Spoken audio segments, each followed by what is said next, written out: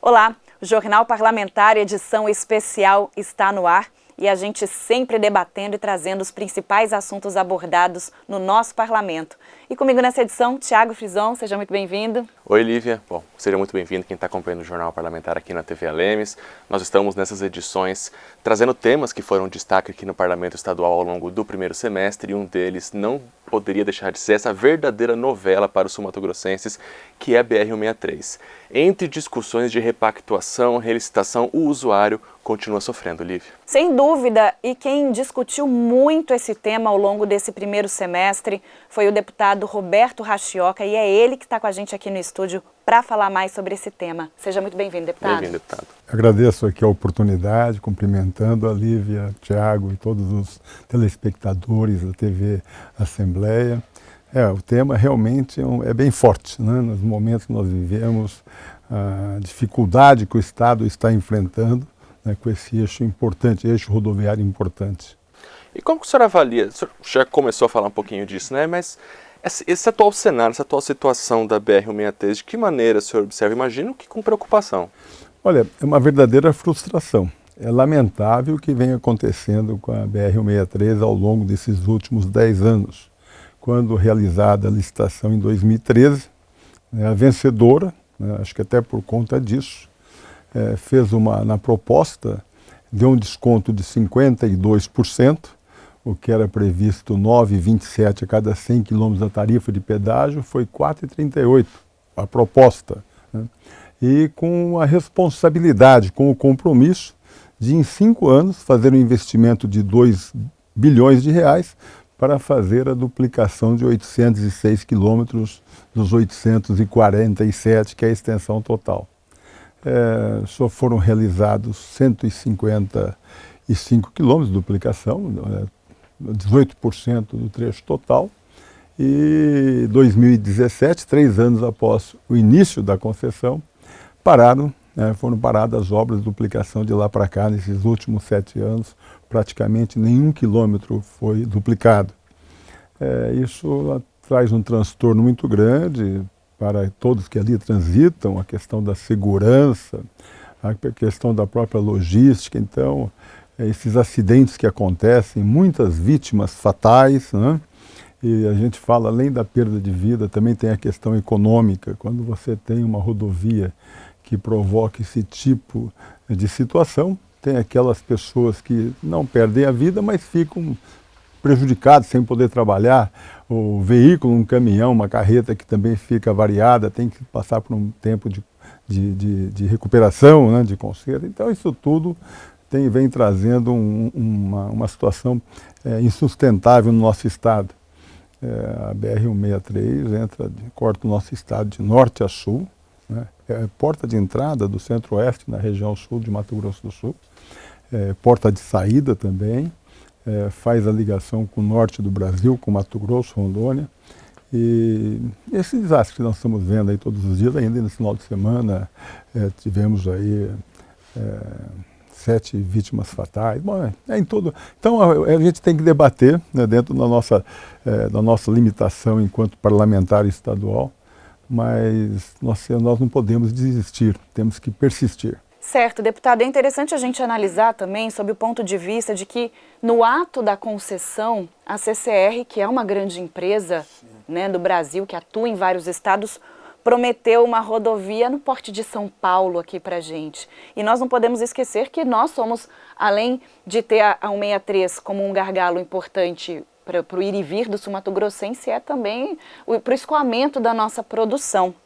E analisando junto aos motoristas, junto à classe produtiva, que conclusão que vocês chegaram aqui, por exemplo, entre os deputados na Assembleia Legislativa, de que era necessário rever, dar uma esmiuçada nesse contrato com a CCR?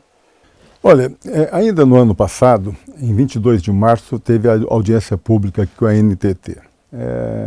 Naquela audiência me preocupei já, porque a proposta que veio seria uma repactuação. Eu até fiz uma analogia com uma situação, eu sou engenheiro rodoviário, né? e me recordo que a NTT dividiu o trecho, esse eixo rodoviário em 2 trechos, né? A que vai de Campo Grande em direção à divisa com Mato Grosso, chamou trecho Pantanal, e a que vai de Campo Grande lá, nosso sul do nosso estado, Mundo Novo, como trecho Tuiuiu. E colocou a questão da repactuação, eu falei, Lívia e Tiago, eu como engenheiro rodoviário aqui no DERSUL, assim, até fazendo uma sátira em relação ao termo Tuiuiu, porque o Tuiuiu é no Pantanal que existe, né? Não tem nada a ver com o sul do nosso estado. E Rota Pantanal se fosse em direção a Corumbá, não em direção a Sonora, vamos dizer assim.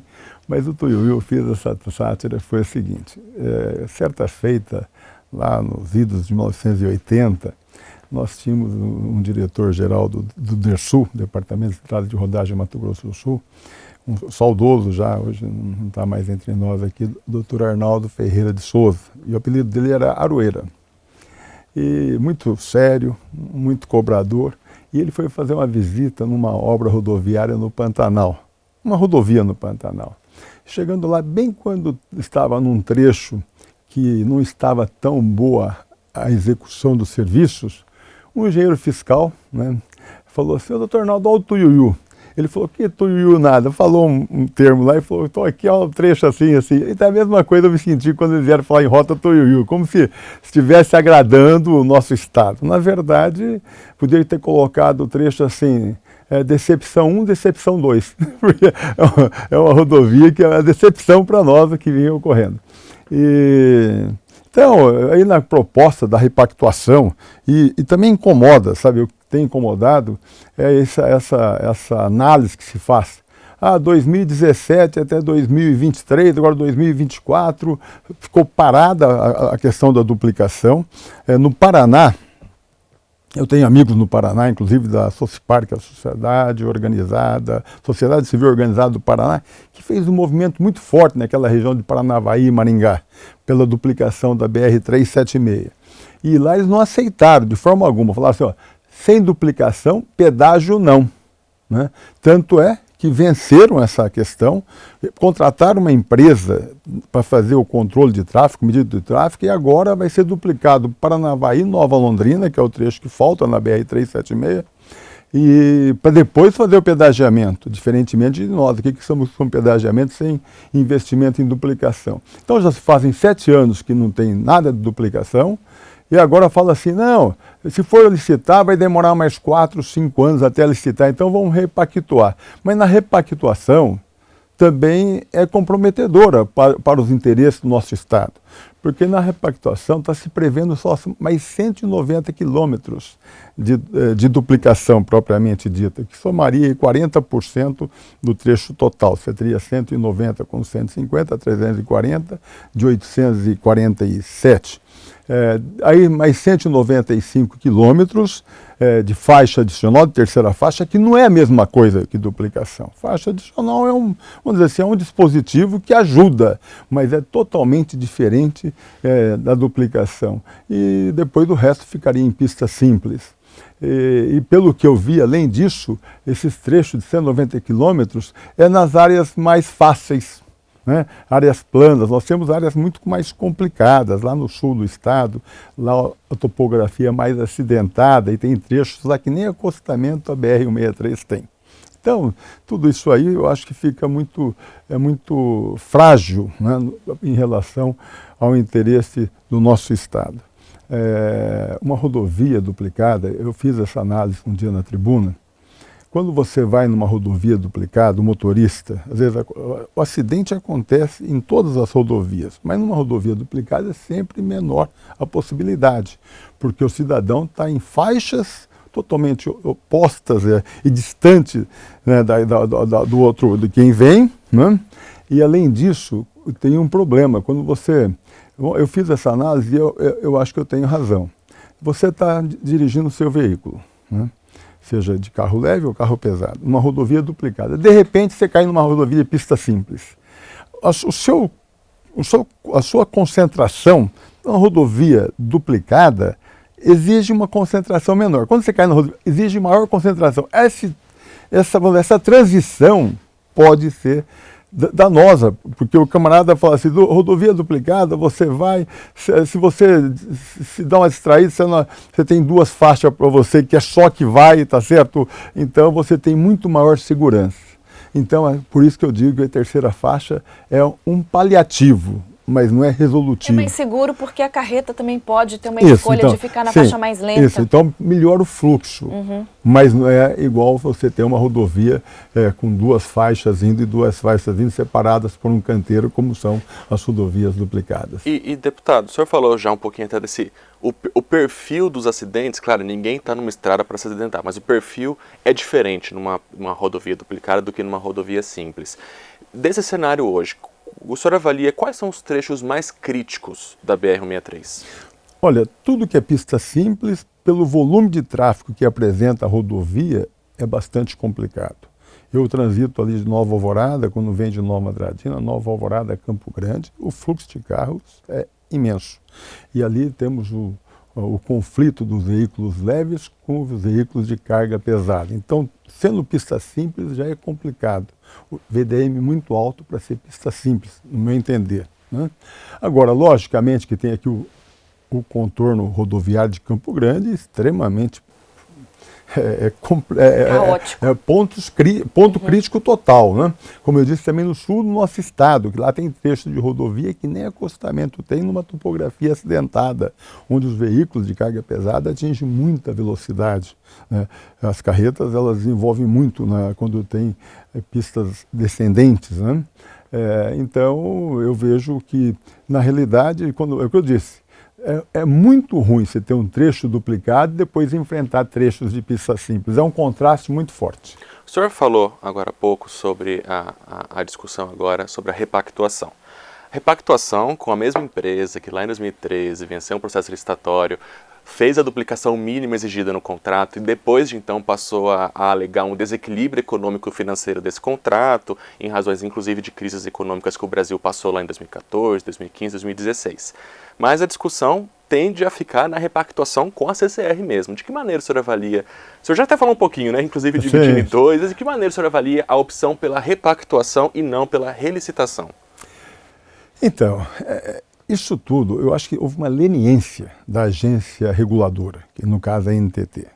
A partir do momento que a empresa que fez uma proposta, eu me atreveria a dizer, né, se você tem um preço básico, né, vai fazer uma licitação, se regulava através da tarifa de pedágio, se você tem um preço básico que é 9,27, e vem uma proposta de 4,38, 52% menor, já teria que ter falado, olha, é meio que inexequível isso aqui não é brincadeira, tá certo? Aí isso aí já começou errado. Aí depois a empresa, era no primeiro ano, tinha uma expectativa, só para pegar um dado aqui, se me permitem, no primeiro ano era 129 quilômetros de duplicação, 16%, no segundo 193, terceiro 274, quarto 209, então tinha um cronograma, né, que no programa de exploração de rodovia nessa licitação. Já começaram a falhar, né, dentro desse processo. A NTT, pelo visto, não tomou providência. Inclusive, o contrato estabelecia que, se não cumprindo o cronograma, tinha que abaixar o preço da tarifa. Mas como é que ia abaixar o preço da tarifa que já tinha entrado, já vamos dizer assim, na licitação, um preço já muito, vamos dizer, muito baixo perto da proposta? Então, eu acho que houve uma leniência, tá certo? Uma omissão da NTT, devia ter colocado, para um pouquinho, não dá, tá certo? Penaliza as regras do contrato, porque o capital, quando assume um investimento, tem que ter risco, né? A agência reguladora, a responsabilidade dela é defender o interesse do cidadão. Nós temos, no caso aí, como a tarifa de pedágio, que tenha preços módicos, e defender também o interesse da empresa para que tenha lucro, porque não adianta colocar uma empresa para ter prejuízo. Então, essa função que a NTT, e o interesse público. O interesse público, no caso, tá certo, é que a rodovia fosse toda duplicada, né? A empresa, ela tem que trabalhar e ter lucro. E o cidadão tem que ter uma rodovia em condições, no caso, duplicada e pagando um preço razoável de pedágio. Nada disso aconteceu. né? O preço do pedágio, quando você não atingiu as metas estabelecidas, ele passou a ser caro, né? O barato que é caro. e a empresa alega que tem prejuízos, também deu um desconto de 52%, foi o risco que ela assumiu, né? Devia ter tido essa competência de não entrar num processo como esse, né? E a NTT ficou nessa omissão de não cobrar o que tinha exigir. Aí passaram-se os 10 anos, né, hoje 10 anos, e agora nessa situação, Tiago. E agora, se for licitar, vai demorar mais 4 anos, né? Agora, eu tenho uma convicção. Sem duplicação, pedágio não. Então define onde vai duplicar, cobra pedágio naquele trecho, tá certo? E se não vai duplicar o resto, faz uma nova licitação e vai. Porque senão nós vamos ficar refém de uma empresa. E o senhor falou sobre... Você entendeu? Viu que vai duplicar? Escolhe. Vamos duplicar, mas 190 km vai ser aqui. Tudo bem, então esse trecho aqui, estabelece um cronograma, explora o pedágio ali, o resto da rodovia faz uma nova licitação para ter outra empresa que assuma esse compromisso, né? E o senhor falou sobre essa falta de cuidado, talvez, da empresa ao fazer a proposta, e não é uma empresa que inovata, né? Tem concessão em outros países, opera metrô em São Paulo. Sim, não é amadora, né? Não é profissional, então sabe o risco que corre, né? Então, ela quando ela entrou com 52%, ela teria que saber, né, a responsabilidade que estava assumindo, tá? E a questão econômica. Então, agora, aquela história, não adianta chorar. Tinha que ter cumprido o contrato. Então, a NTT tinha que ter exigido isso no momento. Agora, é difícil chegar para nós agora, cidadão sul-mato-grossense, cidadão brasileiro, porque aqui nessa rodovia, esse eixo importante, passa todo o Brasil passa aqui, né? O centro-oeste, o sul do país, o sudeste, pessoas que vêm. Então, assim, que assuma uma responsabilidade dessa, ela tinha que ter, todo cidadão quer saber da rodovia duplicada, não é verdade? Certo, e não é de hoje também que as agências reguladoras têm posicionamentos questionáveis, né? A gente está falando da NTT, mas temos aí a ANAC, a ANEEL, né? Então tem várias aí também com posicionamentos bastante duvidosos e questionáveis para a população. Que acaba prejudicando a população. Ano passado eu debati aqui, quando teve o aumento da energia, quase 10%. Residencial, industrial, dava uma média de 10%. Aí o que aconteceu? Eu achei que era muito, porque a inflação estava em torno de 4%. E foi muito mesmo, porque a Energisa teve um lucro de 630 milhões no nosso estado em 2023. Esse ano, pelo bom baixo, até deu uma redução de 0,38, mas foi excessivo, né? Bom, deputado, vou pedir então para a gente fazer uma pausa aqui no nosso Jornal Parlamentar, né, Tiago? Para a gente chamar o intervalo e daqui a pouquinho nós voltamos para falar um pouco mais sobre BR-163, a atuação da Casa de Leis, dos deputados estaduais nessa pauta aí tão importante para os sul-mato-grossenses. A gente já volta.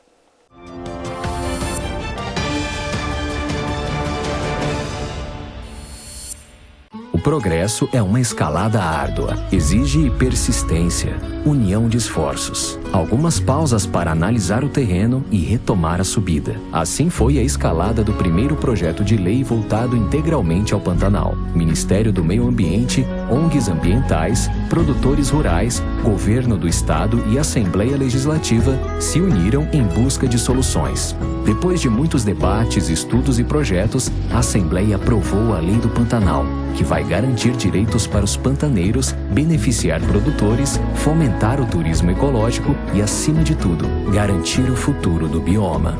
Esse é o papel dos deputados: elaborar projetos, aprovar leis, fiscalizar e cobrar resultados, representando os direitos e os interesses dos sul-mato-grossenses. Lei do Pantanal. Novos horizontes para o desenvolvimento sustentável. Assembleia Legislativa de Mato Grosso do Sul, o estado do Pantanal.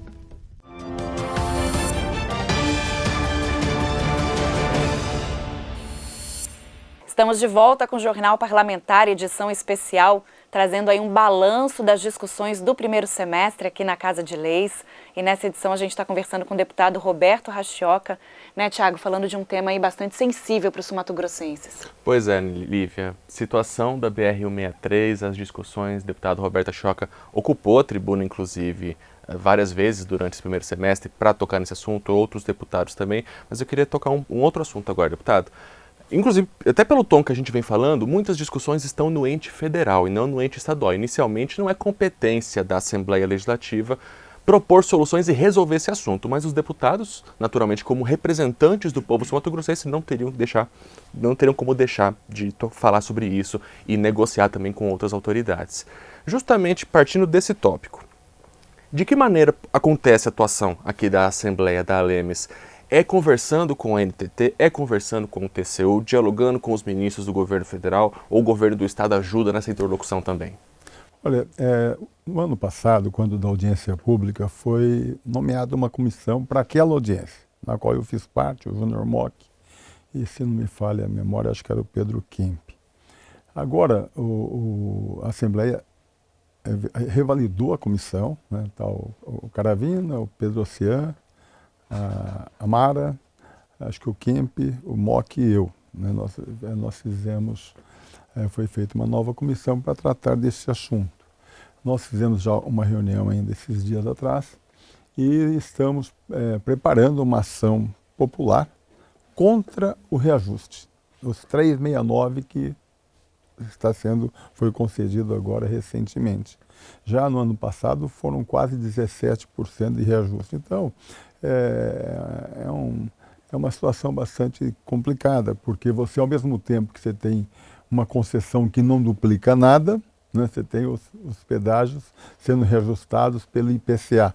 Os quase 17% do ano passado foi por conta do IPCA de 3 anos. Esse 369 se refere ao IPCA de abril de 2023 para 2024. Então nós estamos entrando em uma ação popular, né, procurando a Justiça Federal para proibir esse aumento. E também novos aumentos do pedágio. Né. Também esperamos, né, o TCU tem uma manifestação a ser dada para os próximos dias, né, e a gente vai estar aguardando aí qual a análise. Mas nós temos que buscar. Eu acho que a comissão vai chegar a um determinado momento, vai ter que ir lá na NTT discutir. Nós estamos estudando todos esses dados desse contrato de concessão e argumentar. Né? Apesar das agências reguladoras ter total... Sabe que a agência reguladora ela tem, vamos dizer assim, ela tem autonomia para a decisão. Mas nós temos que questionar, né, isso que nós estamos enfrentando aqui no nosso estado.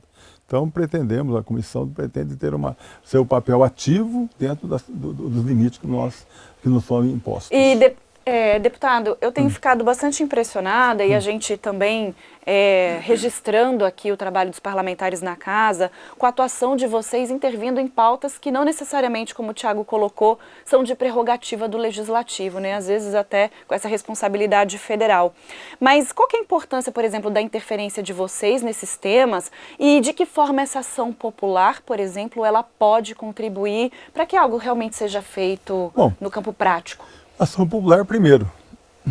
Proibir o desconto, cancelar o aumento do pedágio, cancelar o aumento e já estabelecer que não pode ter mais aumento enquanto for resolvida essa situação.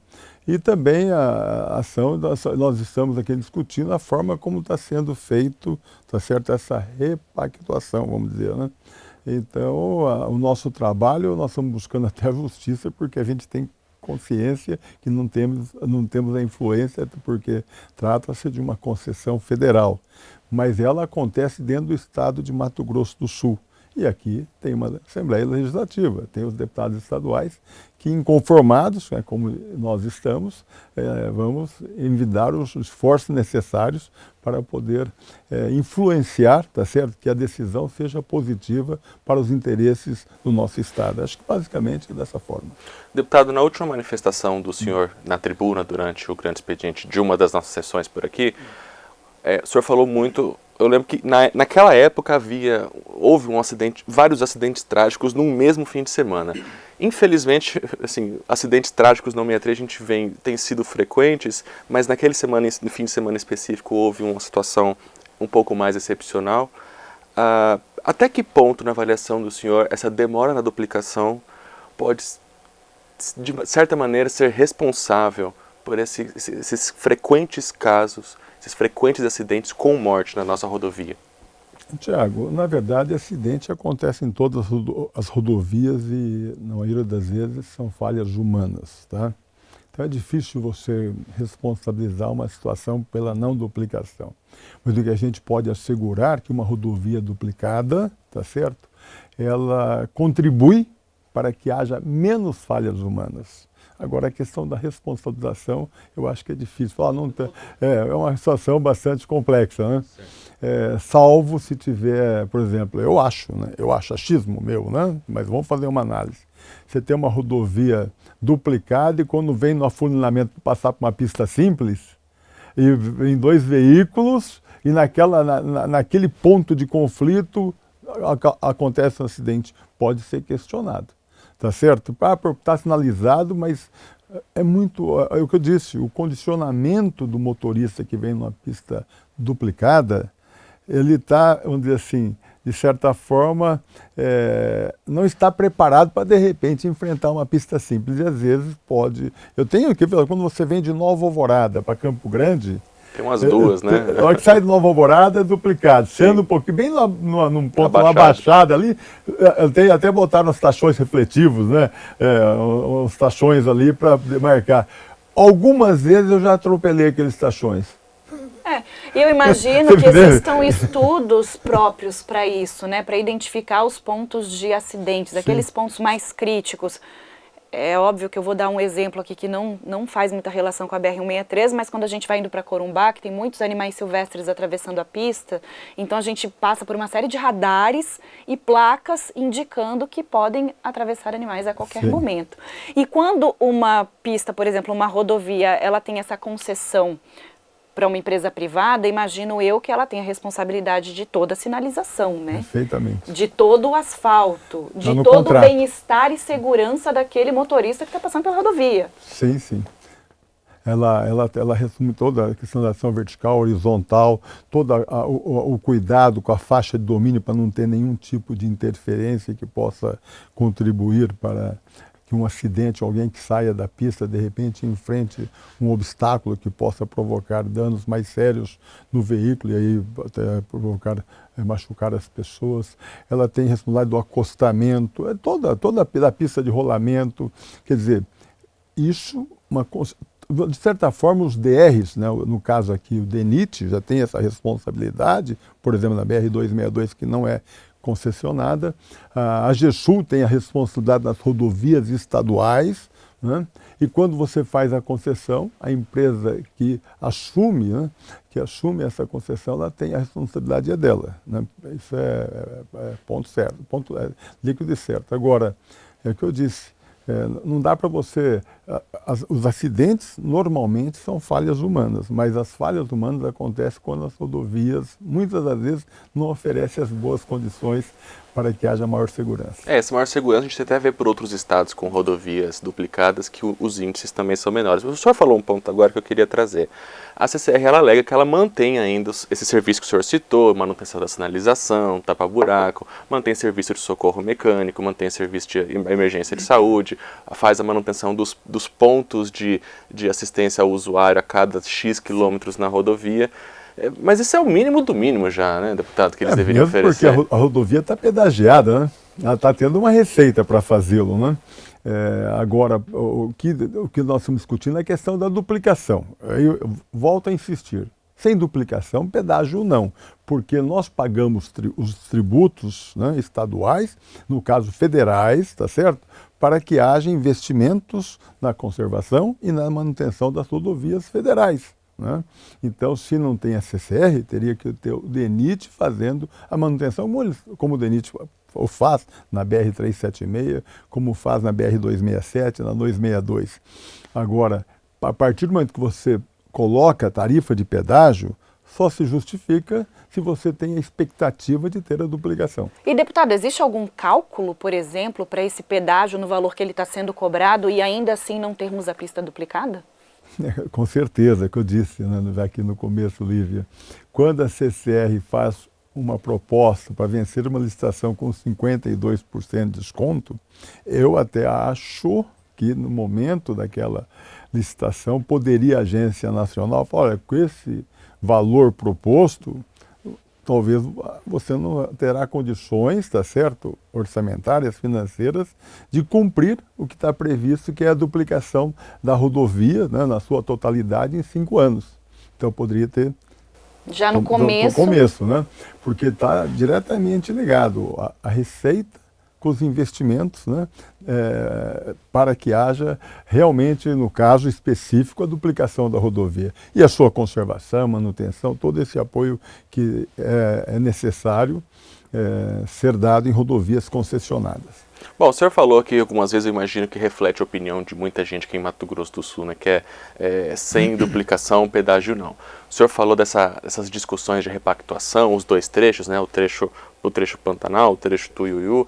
O senhor imagina, se esse modelo, mesmo que seja uma repactuação ou essa divisão da concessão em duas concessões, mas o senhor avalia que essa discussão está centrada e deve ser centrada na duplicação, dividindo em 2, 3, 4 concessões, que seja, mas com duplicação. Sim, com certeza. É o que eu disse. Se vai duplicar 190 quilômetros, define onde esse trecho vai ser duplicado e faz a concessão ali, o pedagiamento, tá certo? E estabelece o cronograma para o investimento das obras para essa duplicação. O restante, faça uma nova concessão, né, licite. Agora, não pode você ficar com o trecho todo pedagiado sabendo que não vai acontecer duplicação em 60% do trecho, que são os 505 quilômetros. Né, porque, assim, 400 quilômetros seriam duplicados, né, 340 duplicados, 505 ficaria em pista simples, com 195 quilômetros com uma faixa, com a terceira faixa. Tá certo? Então, terceira faixa, o DENIT também o faz. Que com recursos, né, próprios. Como a gente aconteceu na 262 aqui, como na 62, na 267, a terceira faixa, o DENIT pode fazer, ele está fazendo na 376. Então, essas obras, esses dispositivos mais simples, pode o próprio DENIT executá-lo mesmo, porque o governo federal tem receita para isso, que são os impostos que todos nós pagamos. Agora, a partir do momento que você tem essa receita extra que trata-se do pedágio, da tarifa do pedágio, então aí vamos partir para a duplicação. Eu não sei se a informação procede, né? Porque a gente, enquanto jornalista, nós ouvimos muitas conversas de bastidor. Eu espero que não, espero que o deputado diga que não. Mas já teve casos assim de informações que apontam que a CCR não teria mais interesse em fazer a duplicação no contrato na forma que está, apesar de ter pactuado que faria. É verdade isso? Olha, eu vi também, né, que ela em determinado momento abriria a mão dessa concessão. Mas aí caberia a NTT tomar as medidas contratuais, tá certo? Exercer as cláusulas contratuais que estabelece. Você, de certa forma, ela estaria frustrando uma licitação. Foi lá em 2013, participou, tá certo? Tinha outros interessados, não foi só ela, fosse a única participante, mas tiveram outros que deram desconto menor, tá certo? Então, a partir do momento que ela vê que ela não teria condições de realizar o que estava proposto no contrato, deveria ter ou a NTT já excluído vamos dizer, da concessão, ou então ela fala, não tenho mais condições, né, de tocar porque não deu certo o que eu pretendia fazê-lo, né? Agora, o que está acontecendo é que tem essa morosidade, né, essa leniência, né, inclusive por parte da NTT, no meu entendimento, porque se passaram 10 anos, né, de 2017 para hoje são quase 7 anos, e não tem nenhum quilômetro de concessão, e está esse imbróglio, vamos dizer, vamos fazer repactuação, mas uma repactuação que eu entendo que é prejudicial ao nosso Estado, porque trata-se de segurança das pessoas. E o motorista que paga, né, todos os dias quando transita por ali. Né? Você tem uma logística prejudicada, você tem a economia prejudicada e tem vidas perdidas. Então é um negócio bastante sério. Deputado, o senhor citou agora há pouco a comissão. Havia inicialmente uma comissão temporária que representou a Assembleia Legislativa na audiência pública do ano passado, que esse ano, como o senhor bem explicou, foi convertida para... Continuou com a comissão temporária, mas a finalidade dela mudou para acompanhar toda a discussão em torno da concessão da BR-163. O senhor citou também a ação popular que os membros da comissão estão ingressando na justiça, inclusive numa das últimas sessões do ano, do primeiro semestre do ano, o deputado Junior Moca apresentou na tribuna a minuta dessa ação popular. Se discute também a participação da Assembleia Legislativa com o amicus curiae, um terceiro interessado, nas discussões lá em Brasília. Mas sobre a comissão temporária, deputado, quais os possíveis próximos passos que, não sei se os deputados, vocês parlamentares já estão discutindo isso, os possíveis próximos passos dessa comissão nesse diálogo com as autoridades? Bom, primeiro que nós vamos ter que aguardar a decisão do TCU, né? Porque o TCU está analisando essa regularidade dessa repactuação, que eu espero, né, que o TCU tenha aí uma visão como nós estamos tendo, né? Foi feita uma licitação, uma grande empresa participou, fez uma proposta com 52% de desconto, não cumpriu com o que estava estabelecido no contrato. A NTT, de certa forma, no meu entendimento, foi leniente com isso, então o TCU tem que fazer o que lhe cabe. Falou, olha, esse contrato aqui trouxe prejuízo, né, para o estado de Mato Grosso do Sul, para a região centro-oeste, e a empresa tem que arcar com as devidas consequências. É isso que eu espero. Agora, se o TCU falar, não, tudo certo, vão repactar, aí nós vamos ter que fazer um debate muito mais forte com isso, porque eu acho que é inadmissível essa hipótese de ter a 163 com só mais 190 quilômetros de duplicação, ficarmos aí com a rodovia 60% dela em pista simples, não obstante ter aí 195 quilômetros com terceira faixa. Então, acho que nós temos que debater isso. Veja bem, é muito importante a 163, não tem nenhum ponto dela que não cabe duplicação. Você pegar lá no sul do nosso estado, como eu disse, né, aquela topografia mais acidentada, trechos até sem acostamento, pegar aqui a região aqui nossa, bom, porque o tráfego é intenso, né? E a tendência é aumentar ainda no futuro, cada vez mais. O nosso estado tem um crescimento de 6 a 7% ao ano, é quase que o dobro do crescimento nacional, né? Aqui tem empresas chegando todo dia na área de celulose, na área do setor sucro-alcooleiro, né? Na produção de etanol de milho, minério de ferro que é explorado em Corumbá, e passam por aqui, né? Vem na 262, quer dizer, então nós temos um tráfego cada vez maior, a nossa produção agrícola sempre aumentando, a pecuária nós somos, bom, então, enfim, é uma rodovia de interligação do norte com o sul, então cabe ela. Mato Grosso, o nosso vizinho, está acontecendo a duplicação na sua totalidade, né? Se você pega dentro do estado do Paraná, São Paulo, as rodovias, os eixos principais são duplicados. Porque só Mato Grosso do Sul nós teremos aqui um estrangulamento, pista simples, numa rodovia tão importante. Em outros estados a gente tem alguns modelos realmente de rodovias muito boas, né, com concessões que deram certo. E para a gente finalizar, deputado, a importância de vocês debaterem aqui enquanto parlamentares, trazerem, né, esse interesse da população para o plenário, para ser amplamente discutido e não deixar que isso fique a perder de vista.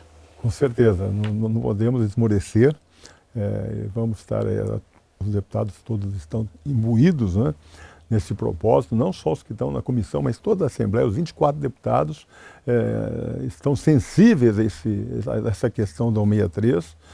Precisamos também que o governador, né, que é a autoridade máxima no Estado, também se engaje nesse processo, né, para que haja o fortalecimento das nossas reivindicações.